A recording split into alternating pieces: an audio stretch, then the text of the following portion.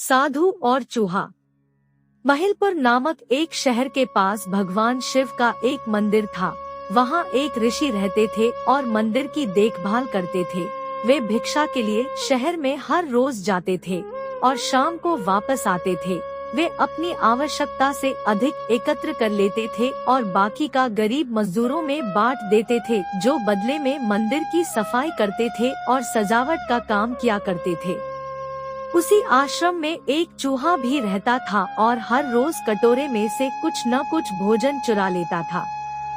जब साधु को एहसास हुआ कि एक चूहा भोजन चोरी करता है, तो उन्होंने इसे रोकने के लिए सभी तरह की कोशिशें की। उन्होंने कटोरे को काफी ऊंचाई पर रखा ताकि चूहा वहां तक पहुंच न सके, लेकिन चूहा किसी भी तरह कटोरे तक पहुंचने का रास्ता ढूंढ लेता और कुछ भोजन चुरा लेता था।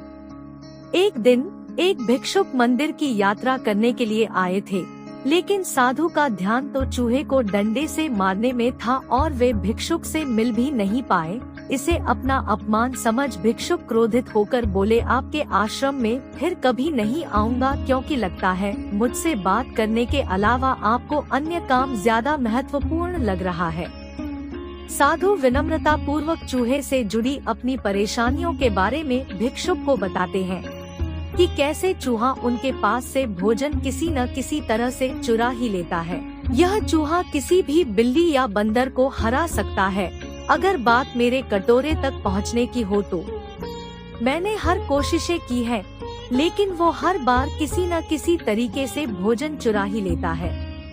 भिक्षुक ने साधु की परेशानियों को समझा और सलाह दी, चूहे में इतनी शक्ति, आत्मविश्वास और चंचलता के पीछे अवश्य ही कुछ न कुछ कारण होगा। मुझे यकीन है कि इसने बहुत सारा भोजन जमा कर रखा होगा और यही कारण है कि चूहा अपने आप को बड़ा महसूस करता है और इसी से उसे ऊंचा कूदने की शक्ति मिलती है। चूहा जानता है कि उसके पास कुछ खोने के लिए नहीं है, इसलिए वो डरता नहीं है। इस प्रकार साधु और भिक्षुक निष्कर्ष निकालते हैं कि अगर वे चूहे के बिल तक पहुंचने में सफल होते हैं, तो वे चूहे के भोजन के भंडार तक पहुंचने में सक्षम हो जाएंगे। उन्होंने फैसला किया कि अगली सुबह वो चूहे का पीछा करेंगे और उसके बिल तक पहुंच जाएंगे। अगली सुबह वो चूहे का पीछा करते हैं और उसके बिल के प्रवेश द्वार तक पहुंच जाते हैं। जब वो खुदाई शुरू करते हैं, तो देखते हैं कि चूहे ने अनाज का एक विशाल भंडार बना रखा है। फौरन ही साधु ने सारा चुराया गया भोजन एकत्र किया और मंदिर में ले गए। वापस आने पर अपना सारा अनाज गायब देख चूहा बहुत दुखी हुआ और उसे इस बात से गहरा झटका लगा और उसने सारा आत्मविश्वास खो दिया।